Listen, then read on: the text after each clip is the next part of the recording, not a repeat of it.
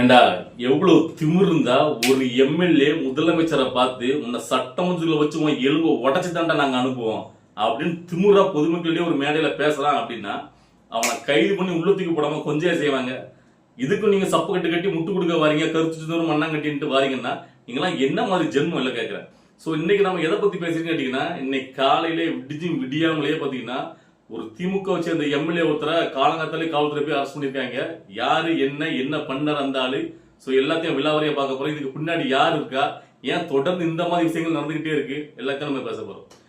அதாவது இப்போ திமுக வந்து பாத்தீங்கன்னா ஒரு அசைன்மெண்ட் கொடுத்துருக்கு அவங்களுடைய எம்எல்ஏ அமைச்சர்களுக்கு, அவங்களுடைய அல்லகைகளுக்கும். ஏன்னா நாம் தமிழ் கட்சியில இப்படி சில பழையிறாங்க. என்ன கேட்டீங்கன்னா, அதாவது நம்முடைய முதலமைச்சர் விஜய் அவர்கள் மக்கள் செல்வா கூட சிறப்பா திறம்பட ஆட்சி பண்ணிட்டு இருக்காரு. ஸோ எதிரணியா இருக்கக்கூடிய திமுக அதிமுக எல்லாம் இப்போ ஒன்றும் இல்லாமல் கிடக்கு. ஸோ இவங்களுக்கு வந்து திரும்ப ஆட்சியை பிடிக்கணும் அப்படின்னா இந்த ஆட்சியை கவிழ்க்கணும், அதுக்கு ஏதாவது ஒரு சரி பண்ணணும். முடிஞ்ச அளவுக்கு இந்த ஆட்சியில் நடக்கக்கூடிய சின்ன சின்ன குறைகளும் பெருசாக காட்டணும். அதுக்கு அடுத்த கட்டமா நெகட்டிவா ஒன்று கட்டமைக்கணும். என்ன கேட்டீங்கன்னா, அதாவது இவங்க சைடு இருக்க ஆட்கள் இருக்காங்களா, இப்போ எம்எல்ஏ அமைச்சர், அவங்க அந்த அசைன்மெண்ட் தான். அதாவது முதலமைச்சர் விஜய் அவர்கள் ரொம்ப தரம் தாழ்ந்து எவ்வளவு கேவலமா விமர்சிக்க முடியுமோ அந்த அளவுக்கு விமர்சிக்கணும். சரியா? அப்படி விமர்சிச்சு யார் அதிகமா கேவலமா விமர்சிக்காங்களோ அவங்களுக்கு அதுக்கேற்ற மாதிரி சன்மானம் ஓகேவா கொடுக்கப்படும். இப்போ கேவலம் விமர்சனம் என்ன பண்ணுவாங்க, மிஞ்சி மிஞ்சி போனா இது வந்து பாத்தீங்கன்னா பெரிய ஒரு குச்சல் கிடையாதுல்ல, அதனால பெரிய தண்டனை கொடுக்க முடியாது. நீ வந்து வாயில பேசுறது தானே, அதுக்கு ஒண்ணு உங்களுக்கு கைது பண்ணுவாங்க, நடவடிக்கை எடுப்பாங்க. அப்படி எடுக்கும் போதுல பாத்தீங்களா கருத்து சுதந்திரம் இல்ல, பாத்தீங்களா இதுக்காக குரல் வழி நெருப்பீங்களா, ஒருத்தர் பேசுற கூட உங்களை ஏற்றி யாரும் விமர்சனமே பண்ணக்கூடாதா அப்படின்னு ஒரு நேரடி செட் பண்ணி விஜய் வந்து அவருக்கு எதிராக யாரு பேசினாலும் கைது பண்றாரு, இந்த நடவடிக்கை எடுக்காரு பாருங்க அப்படின்னு சொல்லிட்டு ஒரு நேரட்டிவை செட் பண்றதுக்காகவே பாத்தீங்கன்னா, அதாவது விஜய் அவர்கள் இந்த முதலமைச்சர் ஆயிருக்குது பாத்தீங்கன்னா இவங்களுடைய தகுதிக்கு இழுக்கான். இவங்கெல்லாம் இருந்த அந்த முதலமைச்சர் நாற்காலில புதுசா வந்து சினிமால இருந்து ஒருத்தன் வந்து டைரக்டா முதலமைச்சரா உட்காந்துட்டான், அவன் எப்படி அந்த நாற்காலில உட்கார்றது. சோ அப்படிங்கிற ஒரு ஈவோல அவனும் தரத்தாந்து விமர்சனம் பண்ணணுமா, முதலமைச்சர் விஜய் விமர்சனம் பண்ணி அப்ப அதுக்கு எதிராக ஆக்ஷன் எடுத்தா உடனே பாத்தீங்கன்னா கருத்து சுதந்திரத்துக்கு எதிரானது ஒரு அராஜகமாக எடுக்காரு அப்படிங்கிற மாதிரி நேரடி செட் பண்ணி அது வந்து மக்களிடையே பாத்தீங்கன்னா ஒரு மாதிரி வந்து நெகட்டிவ் கட்டமைக்கணும். சோ அதுக்காக பாத்தீங்கன்னா தொடர்ந்து தங்களுடைய ஆட்களை, அதாவது திமுக தலைமை தூண்டி விட்டு இந்த மாதிரி பேச வச்சிருக்கு. அதுவும் குறிப்பா தென் மாவட்டத்தில் உள்ள எம்எல்ஏ அமைச்சர்கள் தான் இவங்க இப்போ தூண்டி விட்டு அடைகிறாங்க. என்ன காரணம் தெரியல. ரீசெண்டா அனிதா ராதாகிருஷ்ணன் ஓவரா ஆடுறாரு உங்களுக்கு தெரியும். இப்ப இந்த எம்எல்ஏ மார்க்கண்டேயன், இப்ப யாரு இவரு என்ன அப்படின்னு கேட்டீங்கன்னா, இவர் வந்து விளாத்திக்குளம் தொகுதி எம்எல்ஏ, தூத்துக்குடி மாவட்டத்தில் உள்ள விளாத்திக்குளம் தொகுதி எம்எல்ஏ மார்க்கண்டேயன். இந்த ஆள்லாம் பாத்தீங்கன்னா சரியான ஒரு அப்ராணி தான். எதுக்கு தேவையில்லாம இதுல வந்து சிக்கிறான்னு தெரியல.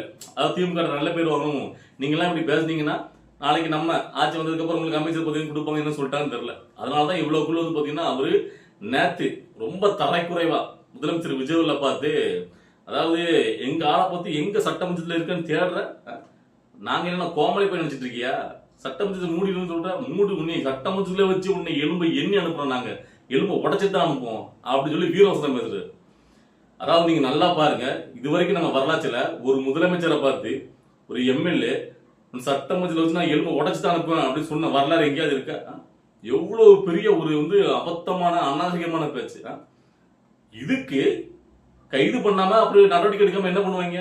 இப்ப இதை எப்படியே விட்டா நான் கேட்கிறேன், இந்த ஆள் இப்ப பேசுறான், அதாவது சிரிப்பு தான் வருது. கோடி பேர் இருக்கானுங்க, அதாவது இந்த வார்த்தைக்கே பாத்தீங்கன்னா ஏதாவது ஆயிரும். அதனாலதான் பாத்தீங்கன்னா ஏன்னா அவ்வளவு பேரும் கடுப்பாய் வந்துட்டு இருக்காங்க, கொந்தளிச்சுட்டு உட்காந்துருக்கான் தமிழை வச்சு உள்ள அவ்வளவு பேரும். அவங்கள சாந்தப்படுத்தினா இப்ப ஒரு கைது நடவடிக்கை எடுத்தாதான் முடியும். புரியுதுங்களா? இந்த ஆள் பேசின பேச்சுக்கு நடவடிக்கை எடுக்கிறதுல என்ன தப்புன்னு கேட்கிறேன். இதுக்கு வந்துட்டு உடனே கனிமொழி கட்சியில உள்ளவங்க வந்து பாத்தீங்கன்னா உடனே அது எப்படி பேச்சுரிமை இல்லையா அது இல்லையா சொல்லிட்டு இந்த கைது கண்டனம் வேற தெரிவிக்காங்க.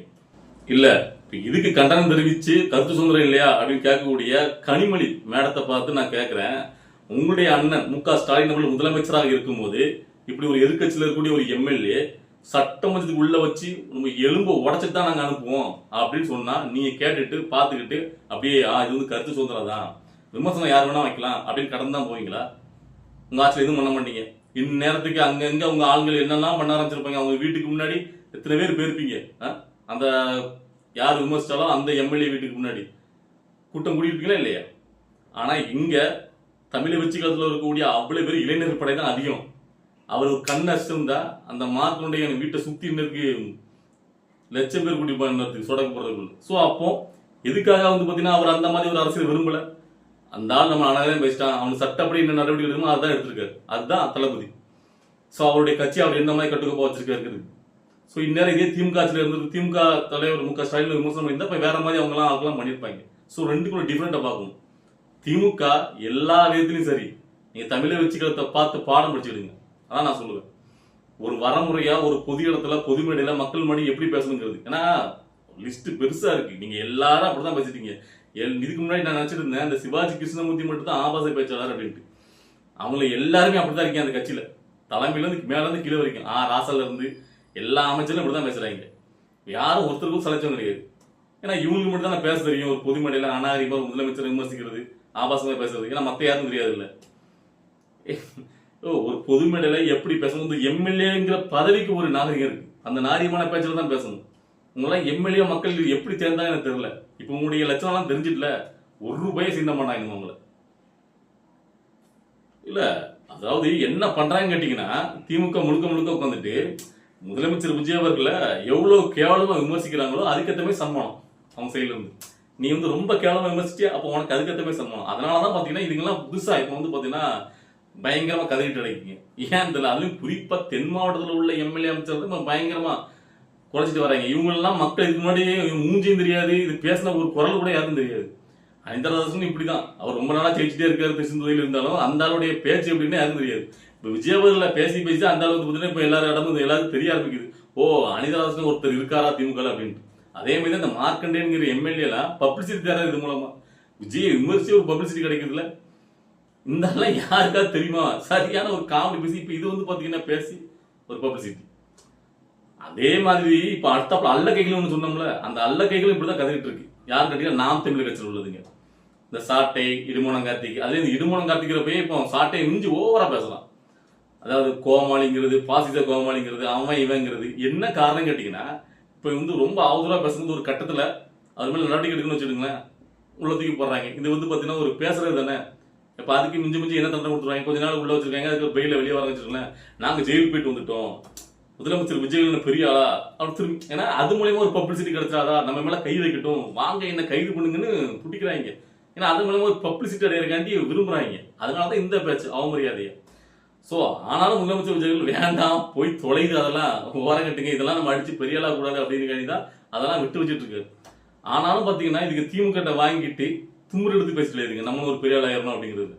சோ அப்போ ஒட்டுமொத்தமா இந்த அல்லக்கைகளை ஏவி விடுறதும் அவங்க கட்சிக்காரங்களை திமுக ஏவி விடுறதுக்கு என்னென்ன காரணம் கேட்டீங்கன்னா, முதல்ல பெரிய ஒரு அவங்களுக்கு பாத்தீங்கன்னா இதுக்கப்புறம் முதலமைச்சர் விஜய் அந்த பதவியில இருந்து இறக்க முடியாது. 5 வருஷம் அவர் தொடர்ந்து சிறப்பா ஆட்சி பண்ணிட்டாரு அப்படின்னா அடுத்த 5 வருஷமும் அவர் தான் வருவாரு, அவரெல்லாம் இறக்க முடியாது அப்படின்னு உங்களுக்கு தெரிய ஆரம்பிச்சிட்டு, உங்களுக்கு இவ்வளவு ரிப்போர்ட் கொடுக்க ஆரம்பிச்சிட்டு, அவருக்கு நாளுக்கு நாள் அவருக்கு செல்வாக்கு பெருகிட்டு இருக்குல்ல. அதை பார்க்கும்போது எப்படியாவது இந்த 1 வருஷத்துக்குள்ள அந்த ஆட்சி ஏதாவது ஒன்று பண்ணிடணும். அவங்க சரியில்லை, அது சரியில்லை, நொட்டா அவங்க ஆட்சி செய்ய தெரியல, அவங்களுக்கு அந்த இது இல்லை, இதுல ஏதாவது ஒன்று குறை சொல்லணும்னு தான் இவ்வளவுக்குள்ள இறங்கி என்னெல்லாமோ பண்ண விட்டு வேடிக்கை பார்க்காங்க. எப்படியாவது ஒரு விஷயத்தை கலைக்கு விட்டு ஒரு பிரச்சனை உண்டாக்கிட முடியாதா? அதனாலதான் பாத்தீங்கன்னா வெளிநாட்டுல போயிட்டு மீட்டிங் போடுறாங்க. ஏன் இவ்வளவுக்குள்ள பயன் கேட்டீங்கன்னா, வரலாறை பார்த்துருப்பாங்கல்ல. அதாவது எம்ஜிஆர் அவர்கள் கலைஞரை தோக்கடிச்சுட்டு அதுக்கப்புறம் எம்ஜிஆர் அவர்கள் தான் தொடர்ந்து முதலமைச்சர். அவர் இருக்கிற வரைக்கும் அவரை இறக்கவே முடியல அந்த சீட்டை விட்டு. சோ அப்படிங்கும்போது முதலமைச்சராக விஜய் அவர்களும் தொடர்ந்து நீடிச்சிருவார். சோ அவரை இப்பவே ஏதாவது பண்ண முடியல அப்படின்னா அவரை அந்த அறையில இருந்து இறக்க முடியாது அப்படிங்கிறது நல்லாவே தெரிஞ்சிருக்கு இந்த எதிரிகளுக்கு.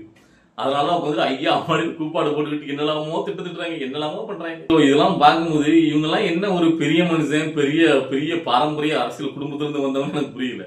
அவ்வளவுக்குள்ள பெரிய ஒரு அரசியலா வந்த ஒரு தலைவர்னா தன்னுடைய கட்சியாளர்களுக்கு இத்தனை வருட அரசியல் அனுபவத்துல இருந்து எப்படிப்பா நாகரிகமான முறையில தான் விமர்சனம் பண்ணணும் அப்படிங்கிற ஒரு பெருந்தன்மையான கத்து கொடுப்பாங்க. ஆனா இவங்க ஃபுல்லா தூண்டி விடுறாங்க, நீங்க போய் பேசுகிறாங்க. அதனாலதான் அவங்க ஆட்கள் இவ்வளவுக்குள்ள தொடர்ந்து நம்முடைய முதலமைச்சர் விஜய் அவமரியாதையா பேசிட்டு இருக்காங்க. அதாவது அவங்க தலையிலேயே அவங்க மண்ணலி போட்டுக்கிறாங்க. அதான் உண்மை. தொடர்ந்து முதலமைச்சர் விஜய்க்கு எதிராக ரொம்ப அநாகரிகமா ஆபாசமா பேச விட்டு அவங்களே அவங்க ஆப்பிச்சுக்கிறாங்க, வேற ஒண்ணுமே கிடையாது. சரி, இன்னைக்கு இந்த வீடியோ பார்க்கும்போது உங்களுக்கு எல்லாம் என்ன தோணுச்சு? இவ்வளவுக்குள்ள தரங்கட்டத்தனமா தொடர்ந்து இது நடந்துகிட்டே இருக்கு. ஒருத்தர் 2 பேர் கிடையாது, நீங்க பார்த்துருப்பீங்க. அவங்க கட்சியில் உள்ள அமைச்சர்கள், முன்னாள் அமைச்சர்கள் தொடர்ந்து ஆராசில எல்லாரையும் பார்த்தீங்கன்னா இப்படிதான் அவதூறா ஆபாசமாக முதலமைச்சர் விஜய்ல தொடர்ந்து விமர்சனம் பண்ணிட்டு இருக்காங்க. சோ அப்படிங்கும்போது இதுக்கெல்லாம் என்ன ஒரு பதிலடி அவங்க கொடுக்கணும் திமுகவுக்கு அப்படிங்கிறத நீங்களே கமெண்ட்ல சொல்லுங்க. அடுத்தது கட்ட அரசியல் நிகழ்வை பார்த்துட்டு நம்ம வீடியோ வரும். வெயிட் பண்ணுங்க. பாய்.